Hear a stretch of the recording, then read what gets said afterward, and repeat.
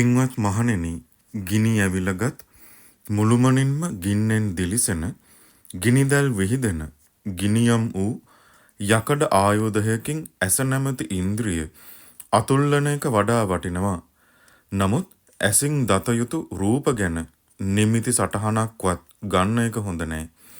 පින්වත් මහණෙනි, රූප නිමිත්තෙහි ආස්වාදයට ගිජු වූ හෝ රූප නිමිත්තෙහි කොටසක ආස්වාදයට ගිජු වූ හෝ විඥානයක් තිබෙන විට ඉදින් මේ වෙලාවේදී කලුරිය කළොත් තිරිසන් යෝනිය හරි නිරය හරි කියන මේ ගති දෙකෙන් එක්තරා ගතියක උපදිනවා යන කරුණ විය හැකි දෙයක්. පින්වත් මහණෙනි, මං මේ ආදීනවය දැකලයි ඔහොම කියන්නේ.